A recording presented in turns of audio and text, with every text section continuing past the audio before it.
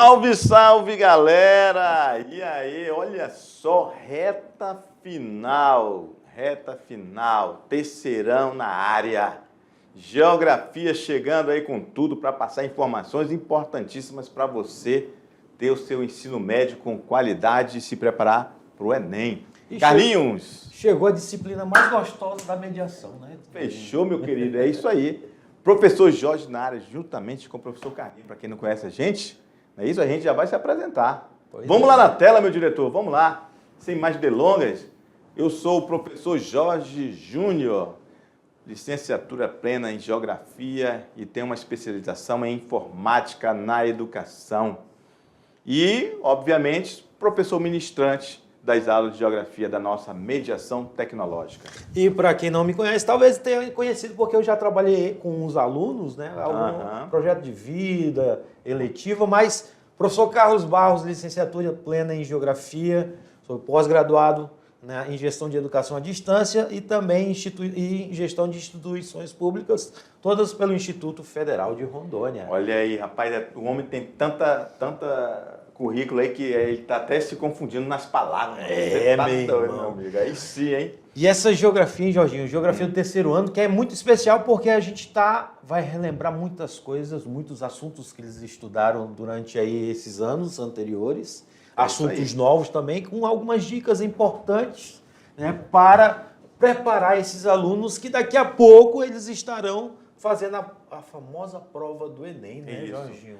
E nós elaboramos esse material, né, com muito carinho e, obviamente, pensando em você, levando o ensino de qualidade, não deixando nada a desejar, as melhores escolas de Porto Velho, quiçá de Rondônia toda. Perfeito. É isso? Se o aluno entrar dentro dessa vibe das disciplinas da mediação, você pode ter certeza, meu querido, que você vai estar em nível assim altíssimo para alcançar as melhores vagas nas melhores universidades. O importante salientar que a geografia, ela trabalha com vários assuntos e envolve outras ciências, inclusive. Outras ciências, exatamente. Então, você está sendo preparado, nós já de antemão já desejamos que esse aluno tenha sucesso, porque é aluno da mediação, é sucesso total, Jorginho. Exatamente. Então, vamos junto nessa jornada geográfica. Vamos lá na tela, meu diretor. Então, na unidade 1, nós vamos ver a urbanização mundial, veremos a questão do urbanismo do século XX e XXI, o crescimento populacional no Brasil e no mundo, veremos a questão dos setores da atividade econômica, vamos rever a globalização, a tecnologia da informação e os serviços, como é que está isso hoje. Vamos ver na unidade 2, né? Faltou só um 2 ali, né, pessoal? Não tem problema não, a gente coloca agora aqui. Vamos começar a rabiscar, né, Carlinhos? Exatamente. Aqui seria, vamos lá, pretinho, o 2zinho aqui, pronto. Vamos ver a questão do trabalho, as transformações do mundo do trabalho e a questão do desemprego e como é que está o trabalho no Brasil. Nós veremos a questão do simulado. Inclusive, agora nós vamos, nessa Enem. aula especial que nós vamos preparar para os nossos alunos, a gente vai resolver questões somente de Enem, para eles entenderem, compreenderem como que as questões que envolvem a geografia e outras disciplinas dentro do Enem. Exatamente. Obviamente, relembrando, né, Carlinhos, que nós pegamos questões do próprio Enem. Exato. Ok? Então, vamos preparar você para estar cada vez mais qualificado para fazer essa prova. E nós vamos ver também população, a questão da população e renda, globalização e migrações internacionais, parte 1 e 2. E a nossa aula de hoje, olha só, a aula interessante, vai falar sobre urbanização mundial, a questão do lugar, cidade, cidadania, a questão histórica das cidades, né? A cidade na história, revolução industrial, juntamente com cidade e urbanização, urbanismo e planejamento urbano. Mas, professor Jorginho, essa aula Urbanização Mundial, a gente já assistiu, a gente já viu alguns anos anteriores. Isso mesmo. Mas é importante, olha só, aluno do terceiro ano, é importante sempre a gente enfatizar alguns assuntos que são cobrados no Enem. Inclusive, esse assunto de urbanismo, se você observar aí, fazer uma pesquisa rápida na internet, vai ver que ele é um assunto bastante cobrado nos Enems dos anos anteriores e é importante para você ter lembrado que já foi falado. Perfeito. E sem falar que quando a gente fala desses temas, a gente está no terceiro ano e esse terceiro ano ele é uma revisão de tudo que você já viu. Perfeito. Desde o fundamental, né? Que aí o fundamental a gente entra no ensino médio, aprofunda, e o terceiro a gente faz um resumão, um apanhado das coisas, daquilo que a gente vê que vai estar na sua prova. E a nossa aula está começando, eu já faço uma pergunta para você. Qual o lugar que você mais gosta, Jorginho? Olha, o lugar que eu mais gosto é deitado na minha cama, descansando. No seu quarto. Ele é um lugar bastante que você... Peculiar. Peculiar, né? Isso. A nossa aula de hoje vai falar exatamente isso. Lugares, urbanismo. E que esse urbanismo ele ocorre não de forma homogênea, é heterogêneo. Nem todos os lugares Se desenvolvem de uma forma igual, né? Exatamente, se desenvolveram de uma forma igual. Portanto, vamos lá na tela para ver algumas definições, lembrar, né? Conceito de cidade, ele varia de país para país. Em alguns países, utiliza-se o critério demográfico, Jorginho. Olha só que interessante. Em alguns países, utiliza-se o critério demográfico. Quando nós falamos de demografia, estamos falando de população. Isso. Que esses países vão, pela quantidade de pessoas, vão definir se é ou não uma cidade. Por exemplo, nós temos aí a Islândia, 300 habitantes. Já é uma cidade lá. Já é uma cidade. Né? Na França... A França, um país, Islândia, um país, né? 2.000 habitantes. Definição de cidade, critério de número de habitantes. Você tem aqui a Espanha, um país com 10.000 habitantes, Dinamarca com 250 habitantes. Todos eles são cidades, ou são áreas, né? Áreas que contêm população. A palavra demografia quer dizer população. Isso. Todos eles contêm população, portanto Então, são considerados áreas habitáveis, né? Isso, então a gente tem aí a Espanha, que considera, para ser considerada uma cidade lá, um lugar com mais de 10.000 habitantes. Então, desses aqui, ó, a Dinamarca, 250 já é considerado uma cidade. Uma lá. cidade, porque tem população habitando, né? Exatamente. Um detalhe interessante é que a cidade, a definição de cidade, ela pode também ter o critério político-administrativo. Exatamente, né? que é o caso do Brasil, No né? caso do Brasil. A ONU, o número de habitantes, 20.000, de acordo com a ONU. Então, você vai ter várias situações nesse mundo, olha só, mundo globalizado, em que você tem países que têm um grande quantitativo populacional e países que têm um menor quantitativo populacional. Então, olha só. Imagina, Carlinhos, se nós considerássemos o critério da ONU de 20.000 habitantes para ser considerado uma cidade, muitas cidades de Rondônia não existiriam. Exatamente. Tem cidades aqui, Jorginho, que não chega nem 2.000 habitantes. Nem 2.000 habitantes, exatamente. Então, pela definição da ONU, seria 20.000, né? Isso. Mas no caso do Brasil é a questão político-administrativa. Exatamente. No caso do Brasil, somente as sedes dos municípios são consideradas cidades. Olha só uma informação importante. Para outros países, as cidades são definidas com base no quê? Na sua infraestrutura urbana de que dispõe e nas atividades econômicas de seus habitantes, principalmente as correspondentes aos setores secundário e terciário da economia. Então, a gente vê aí que o setor secundário e terciário, né, tiraram fora aí o primário, não é isso? A atividade econômica, né, como base para definir uma cidade. E a questão de infraestrutura urbana, quando ele fala de infraestrutura urbana, ele está falando da organização da cidade. Isso, se tem portos, se tem aeroportos, se tem postos de saúde, se tem hospitais, se tem escolas, se tem rede elétrica, Rede de esgoto, isso, água esgoto, encanada, água encanada, internet. Então, outros países adotam esses critérios para dizer se é uma cidade ou É não. por isso que nós falamos que a definição de cidade ela é heterogênea, porque varia de país para país. Inclusive, esses que adotam como base a infraestrutura, se chegasse em Rondônia, eles iam dizer, nossa, aqui não dá de ser uma cidade. Não tem infraestrutura. Tem ainda cidades do estado de Rondônia, só uma constatação, né? Uma informação para o nosso aluno. Tem do estado de Rondônia que ainda não tem, pelo menos, o asfaltamento 100% na área, né? É isso aí. E o espaço em que moramos, nos relacionamos e nos divertimos, ou seja, em que desenvolvemos a nossa vida cotidiana e estabelecemos relações afetivas. Olha só, afetivas vem de afeto. É isso? Ou seja, aquele lugar que a gente gosta. É por isso que eu fiz aquela perguntinha para você agora há pouco. Exatamente. Qual o lugar que você mais gosta? Acaba tendo um significado particular e individualizado. Esse espaço chama-se lugar. O nosso aluno, o interessante é que o nosso aluno, ele tem o seu espaço, né?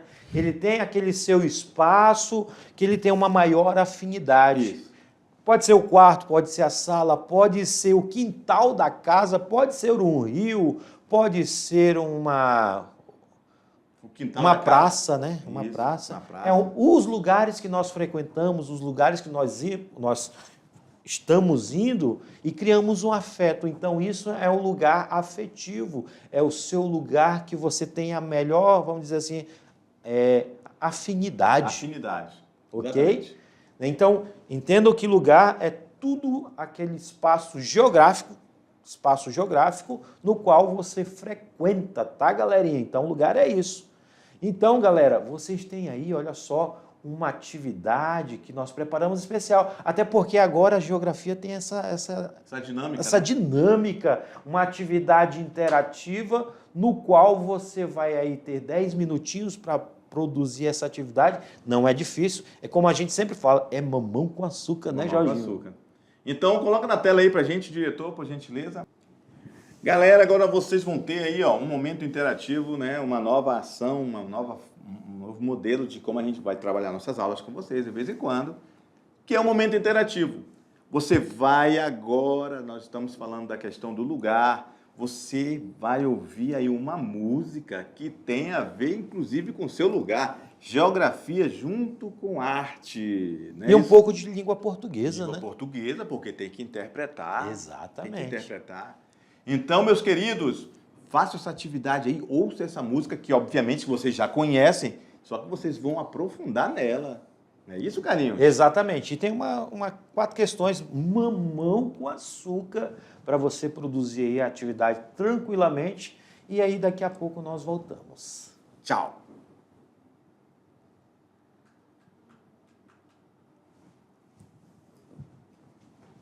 É isso aí, galera. Olha aí, ó. Vamos continuar aqui as nossas aulas falando sobre ainda a questão de cidades. Vimos aí com os alunos, fizeram um momento interativo, viram a importância do lugar dentro de uma musicalidade interessante. Criar laços, afetos e essa questão de lugar interessante, porque você, ao criar laços e afetos, você tem que começar a praticar a sua cidadania, Jorginho. Perfeito. Juridicamente, o que é cidadania, Jorginho? Cidadania é quando você tem os seus plenos direitos e obrigações estabelecidos. Você sabe o seu limite de onde você pode ir, até onde ir, é isso? E também a lei diz até onde você pode ir. A própria lei diz. A prática da cidadania, né? Isso, a prática da cidadania e também as suas obrigações, né? Porque a gente não tem só direitos, a gente também tem obrigações. Perfeito. A cidadania tem essa dinâmica dos seus direitos, mas também das suas obrigações. Obrigações.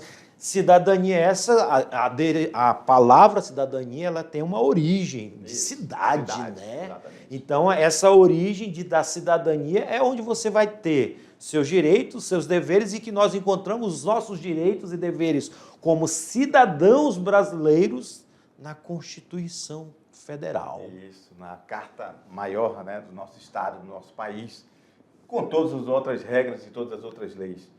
Beleza, então vamos lá no quadro, meu diretor, vamos continuando aqui, ó, a questão da cidadania, né, que tem a ver com os direitos que podemos ter em vários espaços públicos, não é isso? Temos direito de lutar por esses direitos que as pessoas acham que têm, inclusive lutar por mais desses espaços, esses espaços públicos, não é isso? Só tem para lugares que exemplificar, não tem nem praça. só para exemplificar, né, Jorginho? Ah. A educação é um direito. Isso. Qual é o dever? O dever do Estado é dar essa educação. Por isso que a mediação tecnológica está aí, porque ela é uma política pública no qual dá o direito ao aluno a ter o acesso à educação. Beleza. Olha só, e as cidades, elas podem, voltando aqui no assunto da cidade, ela pode acontecer de forma espontânea, como a primeira imagem, e ela pode ser planejada, como a cidade de Brasília. Essa questão das cidades espontâneas e planejadas, né, é interessante notar que os espaços geográficos eles são modificados, os espaços geográficos vai ter disparidades socioeconômicas, como você pode perceber aqui na imagem número 1, onde você tem aí um processo de favelização e, ao mesmo tempo, a questão das grandes construções, de condomínios, prédios. Então, isso é uma característica da cidade espontânea. Diferente da cidade planejada, no caso, o exemplo, nós colocamos Brasília. Isso, ó, nós temos aqui as cidades formais e as cidades informais. Considera-se as formais essas que são planejadas, como Brasília, que tem rede de saneamento básico, tem ruas planejadas, um suporte adequado no trânsito. As cidades informais, elas são periféricas, em que não existe uma infraestrutura suficiente. Ela cresceu de uma forma desordenada, Carlinhos. Eu exemplifico a questão do Brasil, quando ocorreu o processo de urbanização, né, que é a vinda das pessoas para as cidades, e muitas das nossas cidades cresceram de forma desordenada, surgindo favelas, bairros periféricos sem infraestrutura. Só lembrando, né, que tanto as formais quanto as informais, tanto as cidades planejadas quanto as periféricas, as que cresceram de forma desorganizada, ainda são habitadas por nós, cidadãos. E, obviamente, que tem cada um o seu lugar.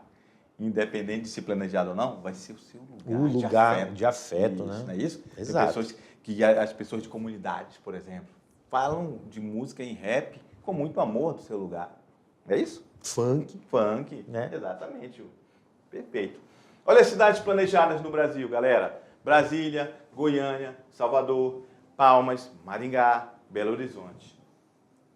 E aí a gente vai falar um pouco sobre a história das cidades, não é isso, Carlinhos? É praticamente impossível imaginar a vida fora da cidade, porque ela influencia o nosso cotidiano, o nosso trabalho, a nossa educação, né? A cidade ela é um fenômeno antigo, porque você vai ter aí, lá nos tempos mais remotos, já após o surgimento do homem, né? O homem vai começar a se juntar em comunidades, e essas comunidades foram crescendo e foram formando cidades. Algumas se tornaram reinados, grandes civilizações, e você vai ter então aí a formação de grandes cidades nesse período. Um detalhe interessante, olha como a gente trouxe aí, eu estava falando agora há pouco, né, sobre a Mesopotâmia, a cidade de Uruk, Babilônia, no Egito, Mênfis, né, isso tudo antes de Cristo. Dentro de outros exemplos, nós citamos a questão da Índia, da China, que se tornou grandes civilizações e tem muitas cidades, né? As primeiras grandes civilizações, elas subjugaram os povos vizinhos, expandindo assim o fenômeno urbano para outras regiões. Na Idade Média, os impérios, cito o exemplo do Império Romano, isso por volta de 476 d.C., né? Houve uma estagnação nesse processo, e pós ele, né, nós vamos ter então o surgimento dos feudos, né, do período medieval, onde vai ter como exemplo as cidades onde tinha castelos e rodeada por grandes muralhas, né? Essas cidades medievais, né, são exemplos desse período, né, do período medieval. Agora, no período moderno, já por volta do século XIII, praticamente as cidades medievais deixaram de existir aos poucos e chega já agora às grandes civilizações ou os países a partir do século XVI, devido a uma atividade econômica chamada atividade comercial e que expandiu por toda a Europa, né, e que a partir de então esse continente, a Europa, ela passa a ser o centro econômico e administrativo, né, e muitos países e cidades se desenvolveram graças a essa atividade econômica na região da Europa. E a função urbana, né? Então, a cidade, né, ela tem a sua razão e o porquê que ela se expande. Ela pode se expandir, uma cidade, porque a função dela urbana é industrial, é uma cidade que tem muita indústria. Uma função urbana de uma cidade pode crescer por questão turística, ou seja, tem lugares ali que todo mundo gosta de visitar. Tem questão religiosa, tem cidades que têm essa função urbana de ser religiosa, é isso? Política administrativa, como Brasília, é isso? Portuária, como Santos, é isso? Histórica, como Ouro Preto, lá em Minas Gerais, comercial, como São Paulo, como Porto Velho, é isso? Interessante notar que a função urbana das cidades, elas vão ter essa classificação, vamos dizer assim, porque ela vai exercer uma influência, seja ela local, seja ela regional ou até mesmo nacional. É isso aí, ó. E a gente deu aqui alguns exemplos de cidades, olha só, como por exemplo, uma função religiosa. A gente tem Meca lá na Arábia Saudita, Aparecida aqui no Brasil, Jerusalém, Israel, Fátima lá em Portugal, muito visitado pelos católicos. A gente tem a política administrativa aqui no Brasil, é Brasília. Nos Estados Unidos é Washington. A turística, a gente tem Ouro Preto, como eu falei agora há pouco, Veneza na Itália, né? Las Vegas nos Estados Unidos. Portuária, falei agora há pouco, ó, Santos, aqui no Brasil. Roterdã, nos Países Baixos. Liverpool, no Reino Unido. Industrial, Cubatão, lá em São Paulo. Pittsburgh, nos Estados Unidos. Manchester, lá no Reino Unido. E tem as múltiplas funções, que, por exemplo, são cidades globais, como São Paulo, Nova York, Londres, Tóquio. A questão da Revolução Industrial, cidade e urbanização, nós sabemos que a Revolução Industrial, que vocês já estudaram isso no segundo ano, ela contribuiu muito para o processo de urbanização, o crescimento das cidades, principalmente na Europa e posteriormente aqui no Brasil, por volta do século XXI. Lá na Europa, no século XVIII, tá, a Revolução Industrial colaborou para o crescimento de muitas cidades, consolidou o papel de comando da economia, da sociedade no mundo europeu e a base do desenvolvimento capitalista, centralizando a atividade produtiva, comercial e de serviços. A Revolução Industrial ela trouxe muitas transformações. Primeiro, na questão da indústria, como já falamos, né, transformou tudo que era manufatureiro ou artesanal, agora as máquinas começaram a produzir. Trouxe grandes levas de pessoas que moravam no campo para as cidades. E isso era uma característica da Europa do século XVIII. Tanto que a cidade, como vocês observam aí, a região de Sheffield, na Inglaterra, ela modificou o seu espaço geográfico muito rápido. Porque agora, antes que era, vamos dizer assim, era feudo, que era do período medieval, agora passa a ser um período industrial, com indústrias instaladas, dezenas e centenas de pessoas chegando nas cidades, ocupando os espaços geográficos, surgiram problemas, né, relacionados a essa urbanização intensa causada pela Revolução Industrial. E aí, ó, o que vai acontecer? Quando isso acontece, vou voltar aqui, ó, estamos falando de Revolução Industrial, cidade e urbanização. E essa urbanização o que é? É tornar aquela cidade com muitas pessoas por causa da função que aquela cidade está tendo. E aí vai se urbanizando, ou seja, as pessoas estão indo para a cidade. Então, deixam de estar no campo e vão para a cidade. E o que vai dar esse impulso para a gente entender as cidades como são hoje, as cidades modernas, é justamente a Revolução Industrial. É isso que naquele primeiro momento, as cidades, a própria sociedade humana como um todo, podemos dizer assim, não estava preparada para aquilo acontecer, para aquele fenômeno. Então, no começo eram cidades sem estrutura nenhuma.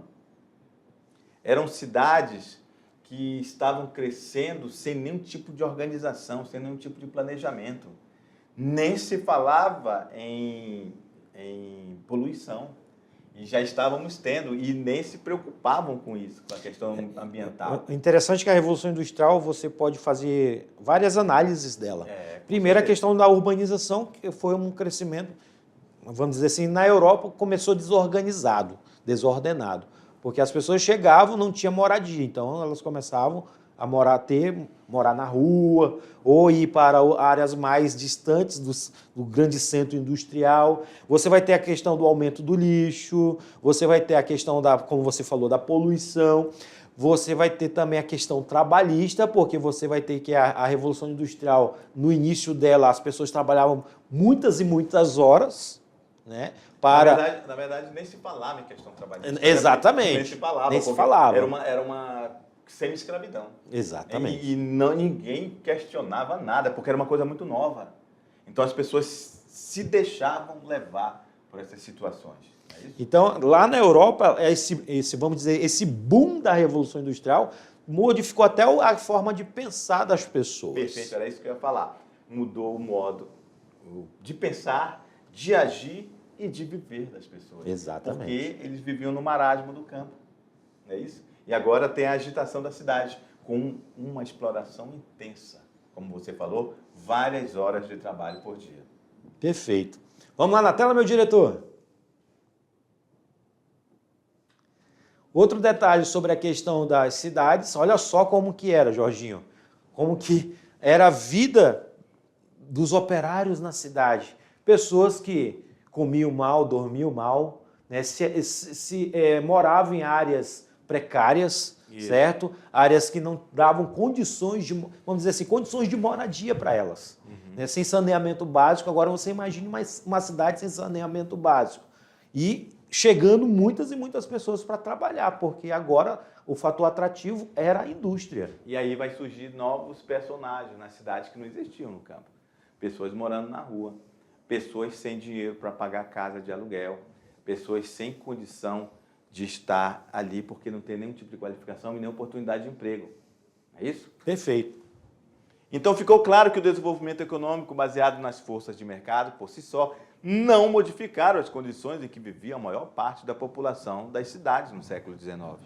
Por isso, o Estado procurou, por meio do planejamento urbano, soluções para remediar os problemas sociais, controlando assim as revoltas populares. Agora um detalhe interessante, né, Jorginho? É que com o passar dos anos, a Revolução Industrial permanece, porque hoje a gente já está, vamos dizer, na quarta revolução tecnológica, técnico-científico-informacional, e com o passar dos anos as condições foram melhorando, tanto que a partir de então começa, quando a gente fala de Estado, os governos a implantarem políticas públicas para tentar melhorar a qualidade de vida da população. Tanto que infraestrutura urbana, é muito falar sobre infraestrutura urbana, organização da cidade, planejamento urbano, todas essas palavras, essas ações dos governos vêm para justamente tentar melhorar essa qualidade de vida do lugar que a gente vive. É isso aí. Perfeito. Galera, daqui a pouco a gente volta aí, vamos fazer um resumão bacana aí da nossa aula, né? Perfeito. E daqui a pouco a gente volta. Tchau. Tchau, tchau. Um abraço. Pegar direto? Vamos direto.